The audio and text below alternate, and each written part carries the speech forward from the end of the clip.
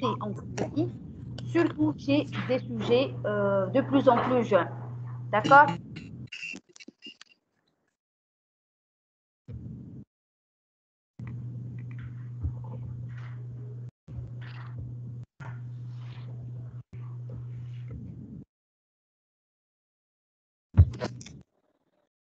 Donc, on va voir les différents aspects cliniques et biologiques et morphologiques à travers ce cas clinique.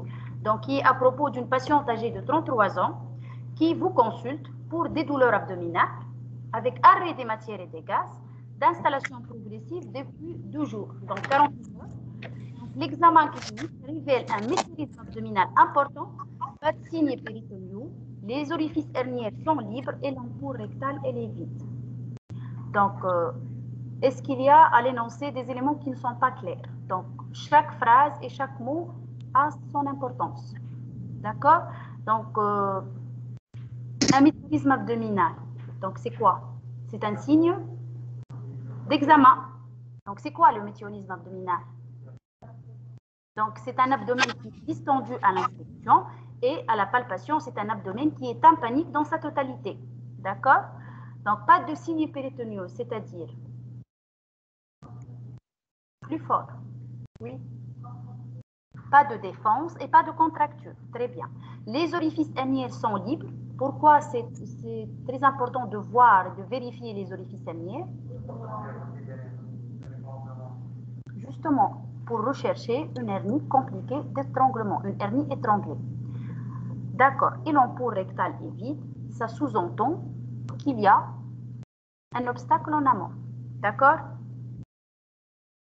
Bien sûr, le premier examen demandé dans ce cas, c'est l'abdomen sans préparation, en position debout. Et qu'est-ce qu'il montre? Donc, est-ce que vous voyez le cliché d'aspect?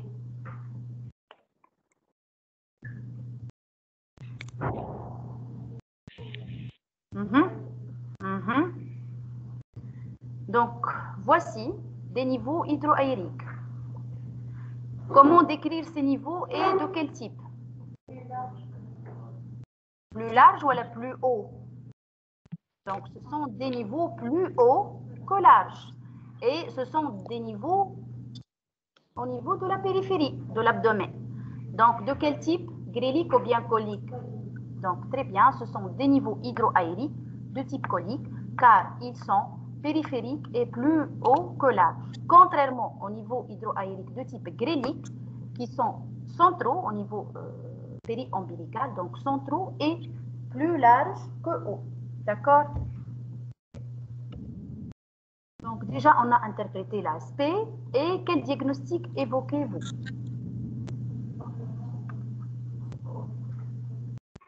Très bien. Donc, c'est une occlusion intestinale aiguë. Pourquoi vous avez conclu à ce diagnostic occlusion intestinale aiguë? Donc, vous avez les signes cliniques, déjà l'arrêt de matière et des gaz, comme un signe fonctionnel, comme un signe d'examen, c'est le météorisme abdominal et le niveau hydroaérique au niveau de l'aspect. Donc, ça permet de retenir ce diagnostic ou bien ce syndrome, c'est l'occlusion. Donc, c'est un syndrome ou l'occlusion. Mais quel diagnostic vous allez évoquer devant ce tableau d'occlusion? Diagnostic évoqué. Tumeur colique. Un cancer ou bien une néoplasie du côlon qui est compliquée d'occlusion. D'accord. Donc, quels sont les éléments à rechercher à l'interrogatoire? Une fois que vous avez évoqué ce diagnostic, qu'est-ce que vous allez rechercher comme élément important à l'interrogatoire? Rectorragie, oui. Altération d'état général, oui. Les antécédents de néoplasie particulièrement digestive, oui. Quoi d'autre? Fièvre pourquoi?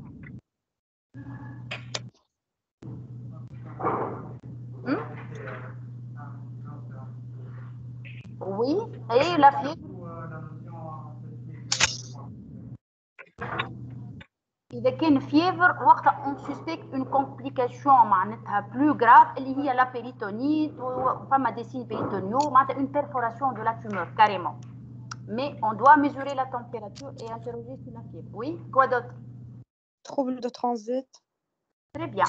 Donc, les troubles de transit, c'est-à-dire, est-ce qu'il y a une modification récente du transit, que ce soit une accélération, que ce soit une constipation récente.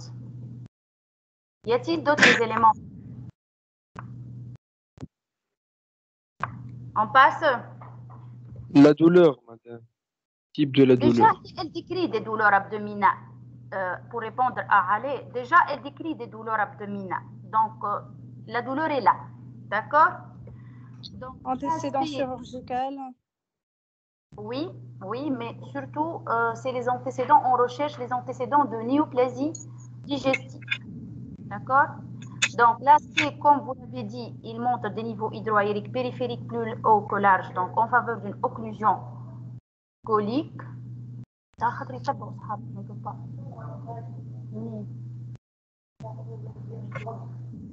ايش ابد ايش اكبر اللي ينجم يكبر يجي يكبر اما ما نفسدليش الكونيكسيون à distance. Juste un petit problème في l'écran. ما تنجموش تقراوها هكا بعيد عليكم هيك سي بون خير باهي ميرسي. Donc, le premier diagnostic, c'est l'occlusion sur tumeur colique, même si l'âge n'est pas en faveur, mais comme j'ai dit tout à l'heure, que actuellement, on voit des tumeurs à un âge très jeune. D'accord? Avant, on disait que les tumeurs coliques, surtout, c'est surtout les sujets âgés plus que 50 ans. Mais actuellement, on voit ces tumeurs chez des patients de plus en plus jeunes. D'accord? Donc, l'âge jeune n'est pas un facteur, n'est pas un argument contre cette hypothèse. D'accord? Donc, l'interrogatoire a révélé une notion de cousin opéré déjà pour une pathologie colique, des troubles de transit, des rectorragies depuis plusieurs mois qui sont attachés ou attribués par son médecin aux hémorroïdes qu'elle a développé au cours de sa dernière grossesse. Donc, il y a des rectorragies, il y a des troubles de transit, il y a un antécédent de pathologie colique. Déjà, on a trois éléments, trois facteurs de risque ou bien qui sont en faveur d'une néoplasie colique. Faites attention pour la présence de rectorragie. Même s'il y a des hémorroïdes, on doit faire les explorations. D'accord, on traite les hémorroïdes, mais en même temps, on explore, on recherche une pathologie néoplasique. D'accord?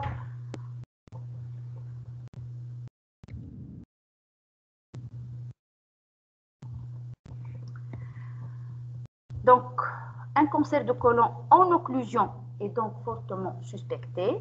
Donc, quelle est l'étape suivante pour confirmer votre diagnostic de néoplasie colique? Oui? Coloscopie? Qui dit autre chose? TDM ou bien coloscopie? Et pourquoi? TDM. TDM, pourquoi? Pourquoi non pas coloscopie? Pourquoi vous ne faites pas la coloscopie? Et vous faites une TDM, et pourquoi le contraire? Il faut argumenter. N'oubliez pas que la patiente, elle est en occlusion. La coloscopie est contre-indiquée, d'accord? Donc, la coloscopie sur une tumeur compliquée d'occlusion, elle est contre-indiquée car il y a un risque de perforation. Donc, l'examen de première intention à demander après l'ASP, c'est le scanner abdominal, d'accord? Effectivement, on a réalisé un scanner chez cette patiente et qu'est-ce qu'il montre? Donc, vous voyez sur ces coupes abdominales, déjà la distension colique, donc c'est un côlon qui est très dilaté.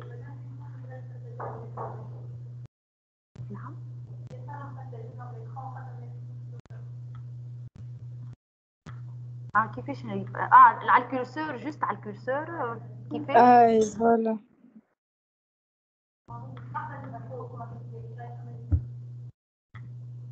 هكا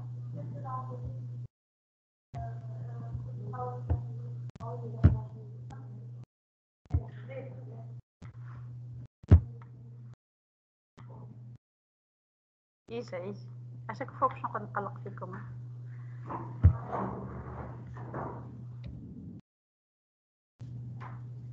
بيرو نمشي بيرو وين نمشي دابا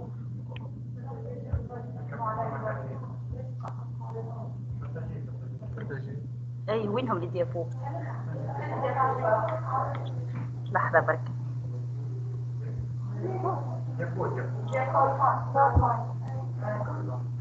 C'est bon, Haka, يشوفوا. Vous voyez la présentation à distance. Est-ce que vous voyez les diapos?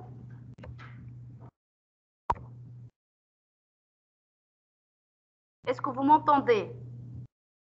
Oui, on t'entend, madame, mais on ne voit pas les diapos. Et actuellement, est-ce que vous voyez les diapos? Non.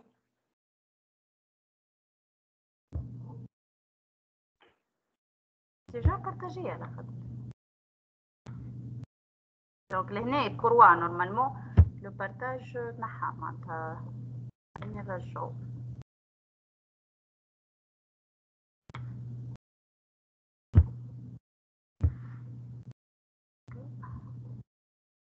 B, est-ce que vous voyez les diapos?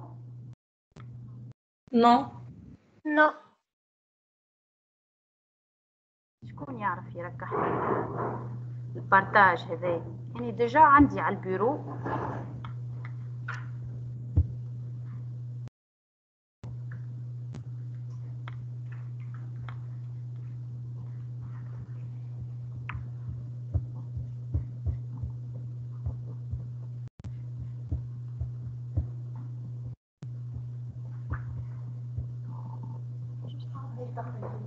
C'est bon, madame, on voit les diapos. C'est bon, vous voyez les diapos? D'accord. On continue. Merci. Hein. Donc, on continue. Donc, vous voyez sur cette diapo donc, la dilatation du côlon. Donc, un côlon qui est très dilaté. Et ici, qu'est-ce qu'il y a? Qu'est-ce que vous voyez?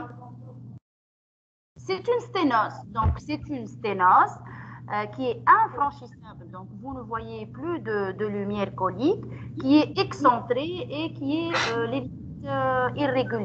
irrégulière. D'accord? Donc, c'est une sténose d'allure tumorale. Madame, excuse-moi, on n'arrive pas à voir le curseur. C'est pas grave, mais la sténose, elle est évidente. Donc, vous voyez la dilatation colique et en amont, il y a tout ce qui est en blanc, hyper dense, c'est la tumeur. D'accord? Donc, c'est la tumeur. Déjà, il y a des flèches sur les clichés. Donc, c'est l'étendue de la tumeur. Elle est très étendue et elle entraîne une sténose d'allure tumorale, donc irrégulière et excentrée. D'accord?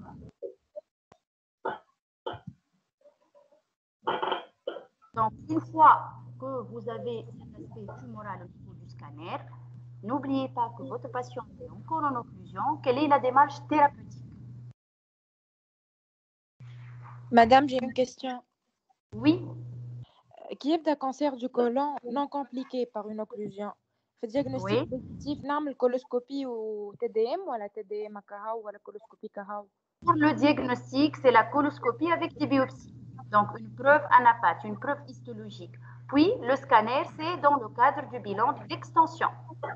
D'accord? D'accord, merci beaucoup. Donc, on est dans le cadre actuellement, dans ce cas clinique, d'une tumeur compliquée d'occlusion. C'est un cas plus difficile qu'une tumeur non compliquée. Donc, quelle est votre démarche thérapeutique? Chirurgien. Oui, je vous entends.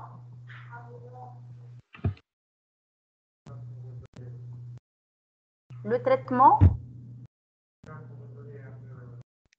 c'est-à-dire le traitement médical. Hein? C'est le conditionnement de la patiente. Donc, on la met sous scope, on mesure le constant hémodynamique, la perfusion, la réhydratation, une sorte de nasogastrique en aspiration. Ça, c'est le conditionnement, avec un remplissage éventuellement. Hein?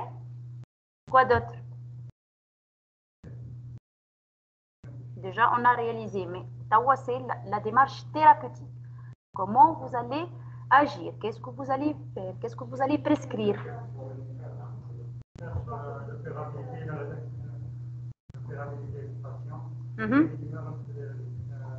Est-ce que c'est le temps pour faire tout ça? On est dans le cadre d'une tumeur non compliquée. Donc, comme a dit votre collègue, si la tumeur n'était pas compliquée d'occlusion, on fait la coloscopie, les biopsies, puis le bilan d'extension et le bilan d'opérabilité. Déjà, devant toute tumeur, quel que soit le siège, on fait ces deux bilans. Le bilan d'extension pour voir est-ce que la tumeur est résécable, oui ou non. Et si elle est résécable, on fait le bilan d'opérabilité pour voir est-ce que le patient est opérable, oui ou non. Mais là, c'est une urgence. On est dans le cadre d'une occlusion intestinale aiguë qui est une urgence médico-chirurgicale. Donc, sur le plan médical, c'est le conditionnement de la patiente. Sur le plan chirurgical, c'est le traitement chirurgical. Actuellement, dans cette situation d'urgence, c'est la chirurgie. On n'a pas le temps pour faire le bilan d'extension, etc. Donc, c'est la chirurgie. Et comme acte chirurgical, qu'est-ce que vous proposez? Colostomie, madame.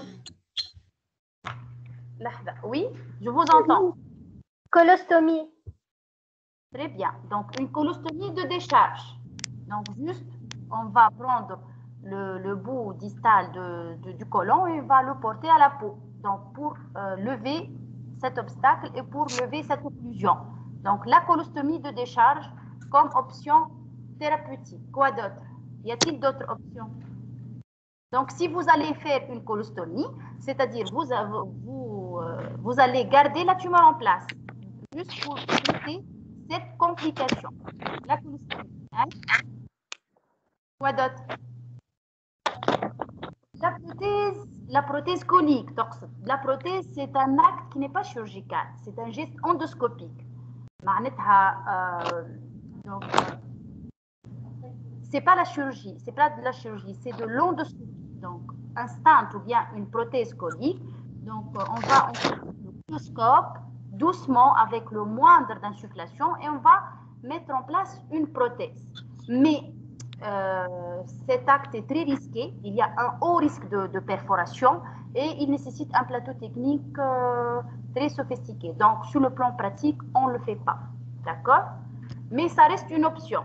Une option surtout pour les patients âgés qui ne sont pas opérables, qui sont multitarés, etc. Pour éviter la chirurgie. Y a-t-il d'autres options sur le plan chirurgical? Déjà, c'est dit la stomie. Oui, la colostomie de décharge. Oui. Quoi d'autre? Qu'on a pour la colostomie de décharge? On va traiter juste la complication. On va traiter juste l'occlusion.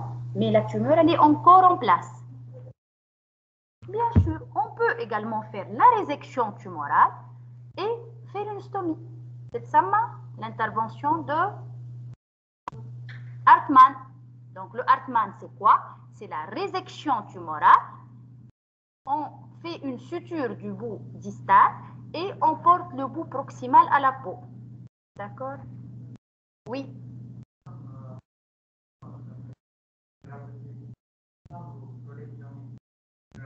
Mouche colectomie, une résection tumorale. Colectomie segmentaire, disons.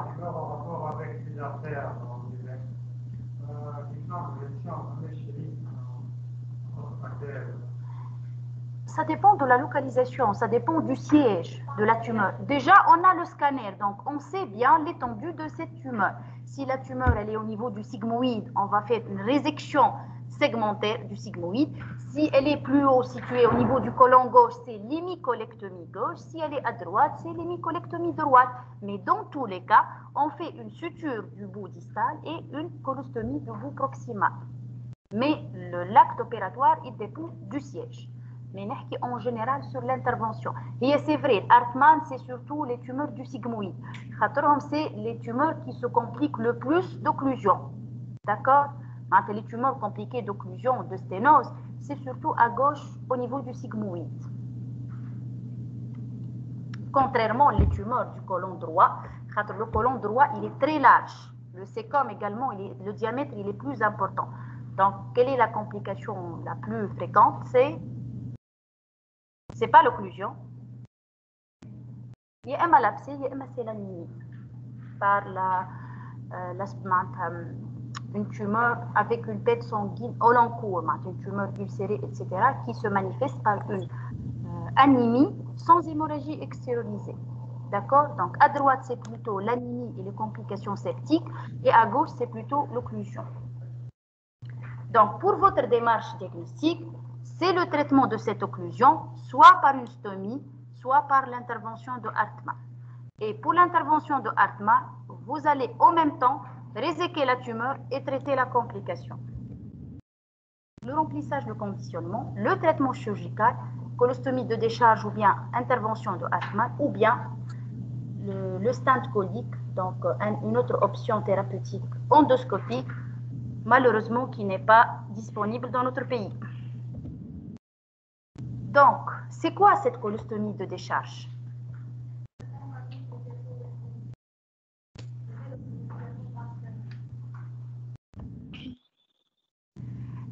Est-ce que vous suivez les diapos? Est-ce que vous m'entendez? Bloqué dans la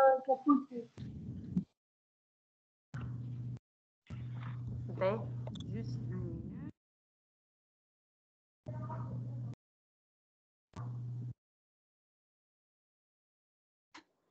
Oui?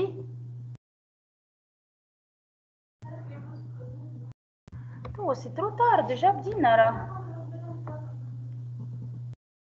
والله c'est trop tard. باش نعمل. Vas-y, ادخل. Est-ce que le problème est résolu ou pas encore? Diapo. Oui. هذوما les diapos. Est-ce que vous photo en plein écran, s'il vous plaît? Et en plein écran déjà. Est-ce que vous suivez? مادام نسيت تحطهم en mode diaporama باش نتبعوا خاطر ياسر صغير الخط هكاك. Oui, en mode diaporama normalement. مادام ماهيش en أنا نحن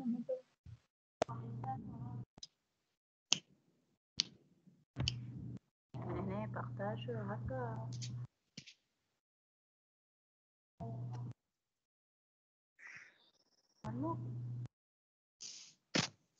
C'est bon? Est-ce que vous voyez les diapos? Non.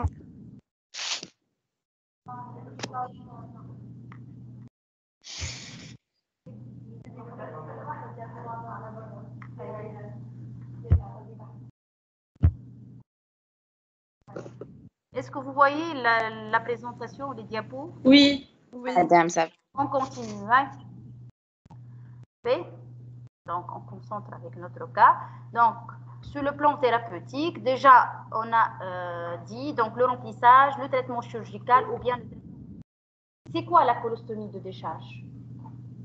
Donc, c'est un geste simple.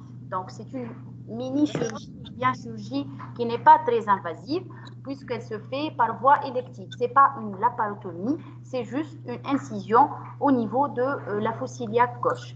D'accord? Juste, on va porter le bout proximal du côlon dilaté à la peau. Et bien sûr, ça nécessite une reprise opératoire un deuxième temps pour la résection tumorale. D'accord? Mais en péropératoire, il faut vérifier le reste du côlon. Parce que quel est le risque si vous avez une tumeur qui est en occlusion? Le côlon en amont, il peut être pathologique et il peut être à un stade pré-perforatif. Dans ce cas, on doit enlever tout le côlon, une colectomie totale. Donc, une présentation schématique de cette colostomie et sur le plan réel. Donc, c'est ça, la colostomie. Vous voyez la muqueuse colique qui est portée à la peau. Donc, pour la chirurgie de résection, la résection tumorale, donc, comme l'intervention de Hartmann, donc le bénéfice de cette chirurgie, c'est à la fois, elle traite aussi bien la tumeur que la complication. Donc, pour le côlon droit, c'est l'hémicolectomie droite. Pour le côlon gauche, c'est la colectomie segmentaire ou bien l'hémicolectomie gauche. C'est ça l'intervention de Hartmann. Vous voyez que le bout distal au niveau de la charnière rectosigmoïdienne il est suturé, donc on fait une suture au niveau du bout distal et le bout proximal, il est porté à la peau.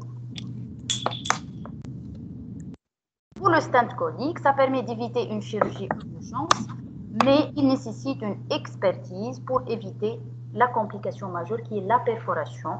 Et bien sûr, c'est très coûteux et ça nécessite un plateau technique qui n'est pas souvent disponible. Blaise, madame, la transition, comment ça va être après? Juste une minute, j'ai une question dans la salle. Oui.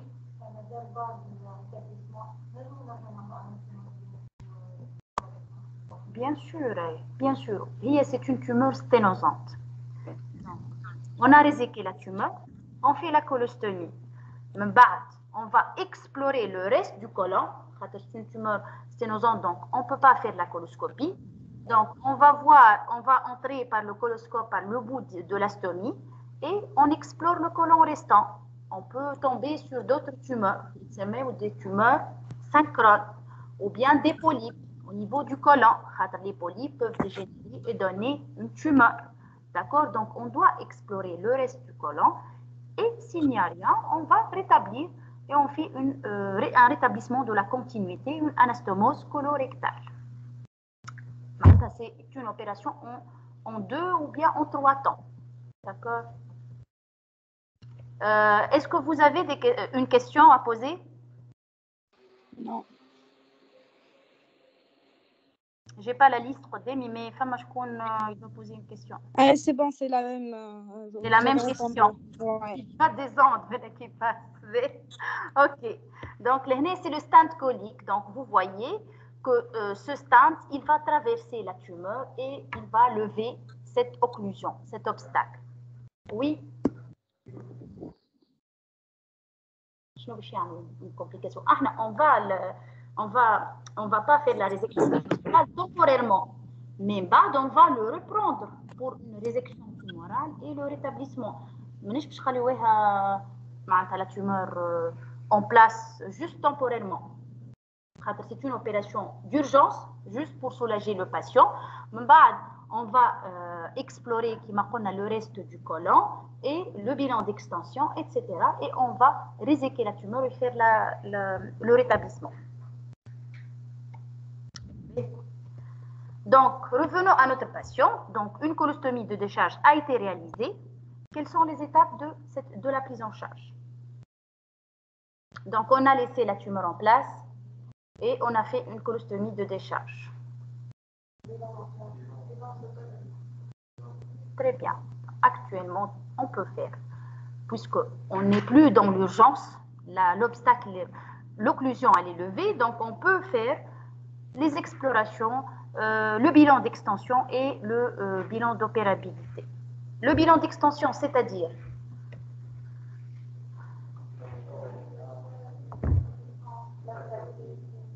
déjà, sur le plan loco-régional, on a une idée de scanner en urgence. Donc, on va voir est-ce qu'il y a des ganglions tout autour, est-ce qu'il y a une infiltration de la graisse péricolique, est-ce qu'il y a des métastases hépatiques. Mais il y aura le scanner thoracique pour voir est-ce qu'il y a des métastases pulmonaires.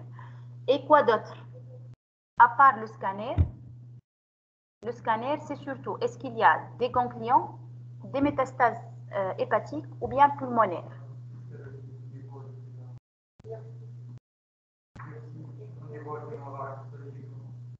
Donc, on doit faire une coloscopie avec des biopsies. D'accord? La patiente n'est plus en occlusion donc on peut faire une coloscopie avec des biopsies. Effectivement, donc une coloscopie, ça permet de porter le diagnostic de certitude et le bilan d'extension. La coloscopie, elle fait partie du bilan d'extension qui marque sur le reste du côlon. On peut avoir d'autres tumeurs ou bien des polypes. D'accord? Et le scanner thoraco-abdominopelvien. Déjà, on a un scanner abdominal, on peut compléter par un scanner thoracique. Donc, qu'est-ce que vous voyez à la coloscopie? Déjà, sur la première photo, c'est quoi ça? C'est un processus. ulcéro-bourgeonnant au niveau du côlon sigmoïde. D'accord? Et c'est la lumière colique. Il y a un processus qui occupe presque toute la lumière. Et ici, qu'est-ce que vous voyez? Des polypes, des multiples formations polypoïdes, presque surtout le côlon. Donc, innombrables polypes. Donc, c'est quoi? Puisque vous avez d'innombrables polypes, c'est une polypose. Mais, qu'est-ce que vous faites? Donc, vous allez faire des biopsies au niveau de cette tumeur, également des biopsies au niveau des polypes. Donc, le scanner n'a pas montré de métastase hépatique ou bien également on recherche une carcinose péritoniale, c'est-à-dire des métastases au niveau du péritoire. La radiographie de thorax ou bien un scanner thoracique qui n'a pas montré de lésion pulmonaire. Les biopsies au niveau de la tumeur, c'est un adénocarcinome lubercunien moyennement différencié. Donc, c'est une tumeur colique maligne. Les biopsies au niveau des polypes, ce sont des adénomes en dysplasie. Donc, c'est quoi cette polypose? Polypose déjà parce que le nombre de polypes il est très important. Il est supérieur à 100 polypes. Donc, c'est une polypose. Polypose, ce sont des adénomes sur le plan histologique, c'est une polypose adénomateuse. Donc, c'est une polypose adénomateuse familiale. Donc, c'est une pathologie colique qui est héréditaire, qui est de cause génétique. Donc, le diagnostic de PAF ou bien de polypose adénomateuse familiale dégénérée, c'est-à-dire compliquée de dégénérescence ou bien de transformation maligne, non métastatique, il est retenu. D'accord?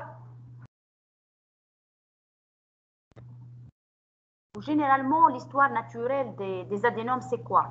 Donc, les adénomes, au fil des années, ils peuvent, sur ces adénomes, on peut avoir une dysplasie de bas grade, puis dysplasie de haut grade, puis un adénocarcinome.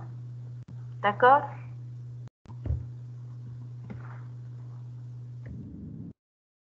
Les suites de la prise en charge. Donc, on a fait une colostomie, on a fait la coloscopie avec les biopsies et le diagnostic, c'est une PAF dégénérée. Étape suivante. Oui? Hein? C'est-à-dire? Elle est opérable, oui.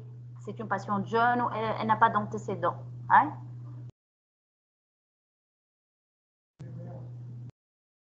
Surveillance de quoi? Donc, le reste de côlon, il est pathologique. Il y a plein de polypes. Donc, on doit totaliser la colectomie. Donc, on va faire une colectomie totale. Normalement, le rectum, on va l'enlever. Bien sûr, on va l'enlever. On va faire une colectomie totale avec une anastomose ilio-anale. Donc, l'ilion, entre l'ilion et l'anus, sur une poche ou bien un réservoir en J. Ou bien, une autre option, c'est de garder le rectum. Bien sûr, s'il n'est pas atteint, donc la muqueuse, elle est saine, il n'y a pas de polype, on peut le garder. Et là, on doit faire une surveillance du rectum restant. Donc, c'est une colectomie dans ce cas subtotale avec une anastomose ilio-rectale. Donc, vous avez les deux options في الPAF. L'option idéale, c'est la colectomie totale anastomose ilio-anale. Et dans certains cas, on peut garder le rectum. Donc, avec une surveillance endoscopique de ce rectum restant. Est-ce que vous suivez? Est-ce que vous me suivez? Oui, madame. Oui. Donc, cette patiente est classée pour opérabilité, donc OMS1 ASA1, donc elle est opérable. Hémoglobine, bon, 9,5. Elle a reçu une transfusion de 2 kg globulaires. Le traitement chirurgical, c'est la résection et bien sûr, avec la résection, c'est le curage ganglionnaire. Oui. Le curage, bien sûr, ça dépend du siège de la tumeur, mais plus radical, non. Généralement, le chirurgien, il va enlever le maximum de ganglions. Il va l'enlever. Mais les ganglions, comme femme, vraiment, l'examen anapath, il va trancher. Est-ce que ce sont des ganglions d'allure inflammatoire non envahis par la tumeur ou ce sont des ganglions métastatiques? C'est la pièce opératoire qui tranche. Mais sur le plan chirurgical, on résèque le maximum. On essaie de faire un curage ganglionnaire le plus complet possible. Donc, vous voyez de façon schématique, ici la colectomie ou bien l'hémicolectomie droite si la tumeur est située à droite, en dehors de PAF, je parle de façon générale. Ici, c'est l'hémicolectomie gauche, tumeur au niveau du côlon gauche, et ici, une tumeur au niveau du sigmoïde, c'est la colectomie segmentaire. Et bien sûr, la ligature vasculaire, etc. Des détails de l'intervention, c'est pas très important. Si on est dans le cadre d'une PAF, polypose adénomateuse familiale, donc c'est la colectomie totale. Donc on va enlever tout le côlon avec une anastomose ilio-anale sur réservoir en J. C'est quoi le réservoir en J?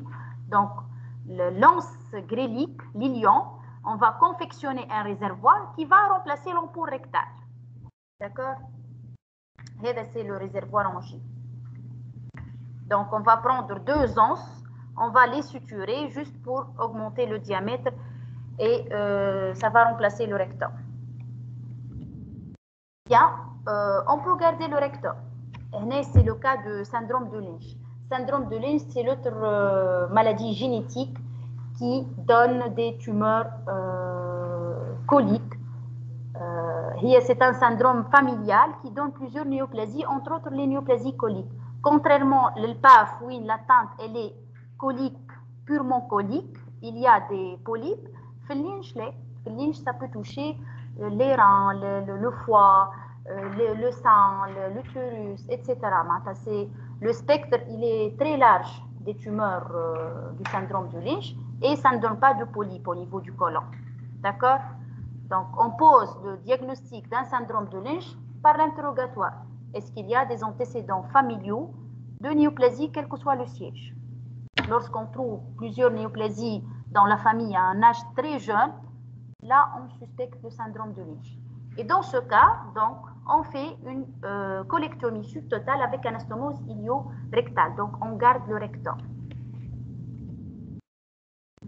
Chez notre patient, qu'est-ce qu'on a réalisé? On a réalisé une coloproctectomie totale. Donc, proctectomie, c'est-à-dire on a enlevé le rectum. Et avec une anastomose ilio-anale sur réservoir en J, les suites opératoires étaient simples. Donc, étape suivante qui va conditionner votre prise en charge. La surveillance. Donc, vous avez opéré votre patiente. Qu'est-ce que vous avez entre les mains? Vous avez une pièce opératoire.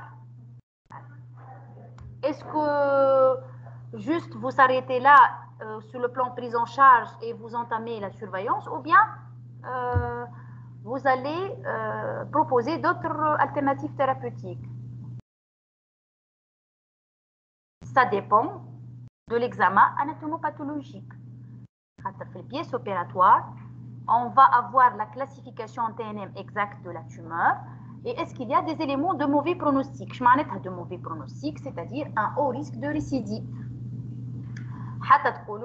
Une colectomie totale avec anastomose ilio-anale, on peut avoir une dégénérescence sur le réservoir en J. Donc, il y a des tumeurs qui nécessitent d'autres alternatives thérapeutiques, entre autres, à part la chirurgie, très bien la chimiothérapie, dans ce cas adjuvante ou bien post-opératoire. C'est l'examen anapath qui est très important, donc il nous renseigne sur plusieurs éléments.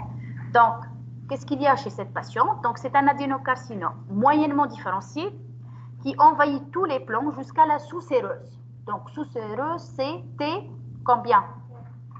Les T3, d'accord? 25 ganglions examinés, dont 2 uniquement sont infiltrés. Donc, N1. On parle de N2 à partir de 4 ganglions envahis. Absence d'engainement périnerveux et d'embole vasculaire, qui sont des facteurs de mauvais pronostic et de récidive. Pas d'autres foyers de dégénérescence sur le reste du côlon. Juste, il y a des polypes. Donc, c'est une tumeur classée T3, N1, M0. 2018-2019, c'est la même classification. Donc, puisque c'est une tumeur T3, N1, c'est une indication pour faire la chimiothérapie adjuvante. Donc, que ce soit T3, T4 ou bien N+, c'est une indication pour une chimiothérapie adjuvante pour éviter le risque de récidive. D'accord? Donc, les détails de chimiothérapie, ce n'est pas très important. Donc, la patiente a été suivie à la consultation avec un protocole bien établi et une consultation d'oncogénétique a été demandée. Quel est le but et les modalités du protocole de suivi d'un cancer colorectal? De façon générale, oui, quel est le but de la consultation d'oncogénétique chez cette patiente? Donc, première question, de façon générale, c'est quoi le but et les modalités de la surveillance d'un cancer colorectal? Très bien, donc c'est d'éviter la récidive, que ce soit locale, sur le côlon, ou bien métastatique. Et les modalités, comment va-t-on surveiller? Une surveillance clinique, une surveillance radiologique et une surveillance endoscopique. Et généralement, clinique, le risque de récidive il est très élevé, fait 2 ou 3 premières années. Donc, la surveillance doit être très rapprochée. Généralement, on fait un examen clinique tous les 3 mois. Les marqueurs tumoraux, également, ils peuvent aider la surveillance. Le cancer colorectal, c'est quel est le marqueur? L'ACE, très bien. Et puis, la surveillance radiologique, généralement, c'est un scanner thoraco-abdominal tous les 6 mois, les 3 premières années. Et pour la coloscopie, souvent, on fait une coloscopie après 3 ans de la chirurgie. On bat tous les 5 ans. D'accord? Pour ce cas particulier de PAF, quel est le but de la consultation d'oncogénétique? C'est très important. Puisque c'est un cancer génétique, héréditaire. Donc, on doit rechercher la mutation génétique qui est responsable de cette PAF chez les apparentés de premier degré col, c'est-à-dire les frères, les sœurs et les parents et les enfants également. Donc, les apparentés de premier degré. On recherche cette mutation. La mutation de la PAF, c'est la mutation du gène APC. Donc, si cette mutation elle est présente, on doit faire une colectomie prophylactique avant l'âge de 20 ans. La PAF, à l'âge de 20-25 ans, elle va dégénérer à 100%. Donc, chez les apparentés de premier degré, en présence de cette mutation, on fait une colectomie prophylactique. D'accord?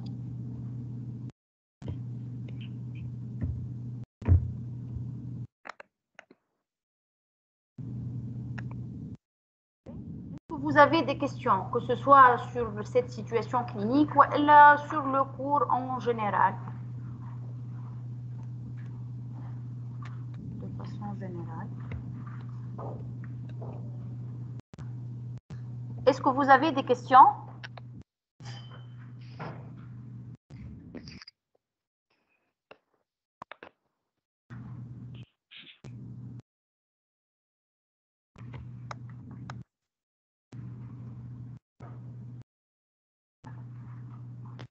Madame, Oui, je vous entends. Madame Rabia, عندي question مش تابعة الكور. Vas-y, vas-y. Le pneumo péritoine, ديما نلقى تبدا فما perforation. Le scanner, normalement, c'est un signe radiologique de perforation. Normalement, si on suspecte une perforation, on demande un examen plus simple que le scanner, l'aspect qui est centré sur les coupoles diaphragmatiques. S'il n'y a pas de pneumopéritoine, on complète par un scanner. Mais normalement, le scanner, il va détecter le pneumopéritoine s'il y a une perforation. L'absence du pneumopéritoine n'élimine pas le diagnostic de perforation. L'aspect, bien sûr. Alors, le scanner, il l'élimine. Bien sûr, normalement. D'accord, merci beaucoup, Aïcha. Y a-t-il des questions dans la salle? Oui. En fait, c'est le cas typique d'une tumeur ulcéro-bourgeonnante. C'est des bourgeons tumoraux, etc., ulcérés. La forme infiltrante, c'est plutôt une tumeur qui infiltre, qui se développe en intrapariétal, au niveau de la paroi colique, et ça donne généralement des gros plis. Donc, nous avons des gros plis coliques qui ont l'aspect de compression extrinsèque, donc des gros plis qui sont souvent également ulcérés. Donc, infiltrantes ou ulcérés, normalement, et c'est dur, la pince à biopsie, c'est très dur. Ces tumeurs ne sont pas très fréquentes. Le plus fréquent, c'est les tumeurs ulcéro-bourgeonnantes. Les formes infiltrantes, ce n'est pas l'adénocarpe, c'est plutôt les lymphomes, les autres types histologiques. J'ai d'autres questions? Oui.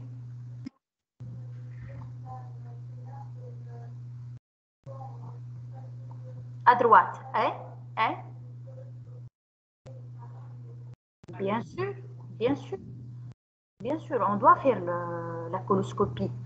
Il y a les tumeurs à droite qui m'apprennent. Souvent, ce n'est pas l'occlusion. Souvent, c'est l'anémie, c'est des troubles de transit. Bon, l'abcès n'est très fréquent. C'est surtout l'anémie. Par un saignement occulte, au long cours. Ça donne une anémie hypochrome microcytaire. D'accord? Et déjà, la coloscopie, ça fait partie du bilan d'anémie dans le cadre d'une exploration d'une anémie si on n'a pas d'autres étiologies. Par exemple, si vous avez une étiologie pour l'anémie, des pertes gynécologiques, etc. chez une femme, c'est bon. Si c'est un homme et vous n'avez pas d'autres étiologies, on fait la fibroscopie digestive haute. Les tumeurs gastriques peuvent se manifester par une anémie. Et on fait, si la fibroscopie est normale, on fait la coloscopie.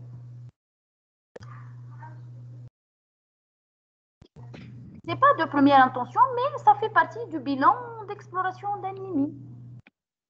D'accord?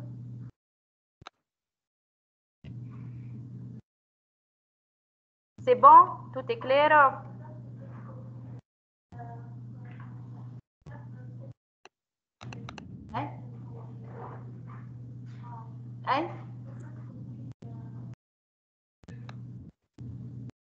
Me faites la question. Cliniquement, qu'est-ce qu'il présente, le patient ou la patiente? Une masse gastrique. On commence par les fibroscopies. S'il n'y a rien, donc on fait une coloscopie. Une tumeur au niveau du côlon transverse, on va la détecter normalement par la coloscopie. Et bien sûr, il vaut mieux être orienté par l'imagerie. Le scanner, il y a le siège, un épaississement gastrique ou bien du côlon transverse. Bien sûr, devant toute masse, on doit explorer l'imagerie ou l'endoscopie. C'est bon? Ok, يعطيكم الصحة.